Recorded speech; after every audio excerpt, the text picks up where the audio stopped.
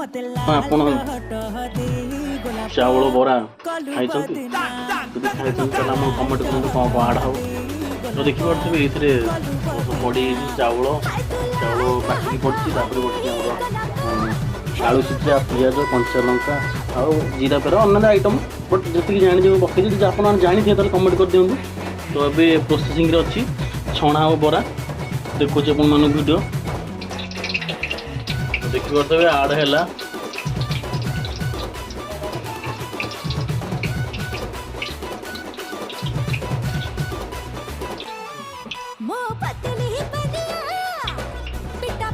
ଘରେ ରଖୁଛି ଗୋଟେ ଚାକରାଣୀ ଯେ କାମ କରିବା ପାଇଁ। ଏଇଭଳିଆ ଗୋଟେ ଚାକରାଣୀ ରଖି ଆପଣ ବି କାମ କରିପାରିବେ। ବରା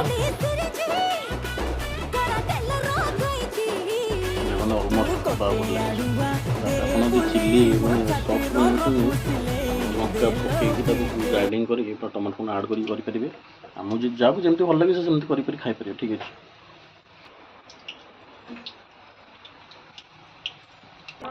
ତ ଫାଇନାଲି ତିଆରି ହେଇଯାଇଛି। ତ ଟେଷ୍ଟ କରିବାକୁ ମୁଁ ଲୋକକୁ ଦେବା।